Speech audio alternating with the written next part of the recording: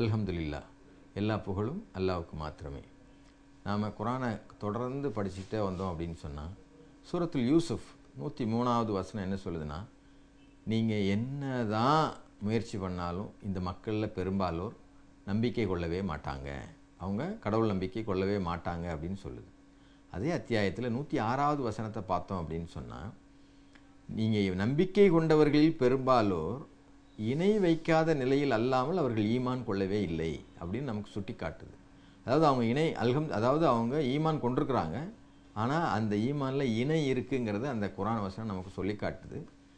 அதுக்கு ஒரே ஒரு உதாரணம் மட்டும், நிறைய இருக்குது. இந்த மனிதர்கள் முஸ்லீம்கள் என்று சொல்லிக்கொள்ளக்கூடியவர்கள், முகமது நபியை பின்பற்றுகிறோம் என்று சொல்லக்கூடியவர்கள், நிச்சயமாக முகமது நபி செய்யாத, முகமது நபி சொல்லாத, முகமது நபியால் கற்றுக் கொடுக்கப்படாத விஷயங்கள் பல விஷயத்தை செஞ்சுக்கிட்டு இருக்காங்கங்கிறத நாம் மேற்கோள் காட்டி சொல்ல முடியும். குரானை மேற்கோள் காட்டி நிச்சயமாக சொல்ல முடியும்.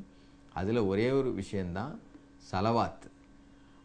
அதாவது வமா ஹலக்கல் ஜின்னி வல் இன்சானி இல்லாலி அபுதூன், ஜின் வர்க்கத்தையும் மனித வர்க்கத்தையும் என்னை நினைவு கூறுவதற்காக மட்டுமே நான் படைச்சிருக்கிறேன், அதுக்காக மட்டும்தான் படைப்பே துவக்கப்பட்டிருக்கு, படைப்பே உருவாக்கப்பட்டிருக்குன்னு நல்லா சொல்லும்போது, அவங்க முகமது நபி பேரை சொன்னோன்னே சலவாத்து சொல்கிறது அப்படிங்கிறது ஒரு ஷிர்க்கு, ஒரு இணை வைப்பு. அதை மனிதர்கள் உணராத நிலையில் செஞ்சுக்கிட்டு இருக்கிறாங்க. அவங்க என்ன சொல்கிறாங்க, நம்ம முகமது நபியை புகழத்தானே செய்கிறோம், முகமது நபியை நாங்கள் உயர்த்தித்தானே சொல்கிறோம் அப்படின்னு சொல்கிறாங்க. அவங்களுடைய எண்ணத்தில் தவறில்லை, ஆனால் ஷைத்தான் அவர்களுடைய அந்த எண்ணத்தை இல்லை விஷம் கலந்திருக்காங்கிறத சுட்டி காட்டுறது தான் இது என்னுடைய இந்த குறிப்பு. அதாவது அல்லாவை நினைக்கிறதுக்காக தான் மனுஷன் படைச்சிருக்கான், ஆனால் முகமது நபி பேரை சொன்னால் செலவாத்து சொல்கிறது, திருப்பி அந்த செலவாத்து சொல்லும்போது அதில் வரக்கூடிய நபி பேருக்கும் திருப்பி செலவாத்து சொல்கிறது. அப்படி பார்த்தோம் என்றால் தொடர்ந்து முகமது நபிக்கு தான் செலவாத்து சொல்லிக்கிட்டு இருப்போமே தவிர அங்கே அல்லாவை நம்ம நினைவு கூறலை. அதனால் நன்மையை பெருக்கிக் கொள்ள வேண்டும் என்று எண்ணக்கூடிய எல்லா முஸ்லீம்களுக்கும் ஒரு அருமையான வேண்டுகோள், ஒரு தாழ்வான வேண்டுகோள். செலவாத்துங்கிறது முகமது நபியால் கற்பிக்கப்படாத ஒரு விஷயம். அந்த குரான் வசனத்தில் இன்னல்லாஹு மலாய்க்கத்து சல்லு அலன் நபியா ஐயுஹல்லதின ஆமனு சல்லு அலைஹி வஸல்லி வ மௌத்தஸ்லீமா, இது 33வது அத்தியாயம் அல் அஹ்ஸாப் அத்தியாயத்தில் 56வது வசனமாக இடம்பெற்றிருக்கு.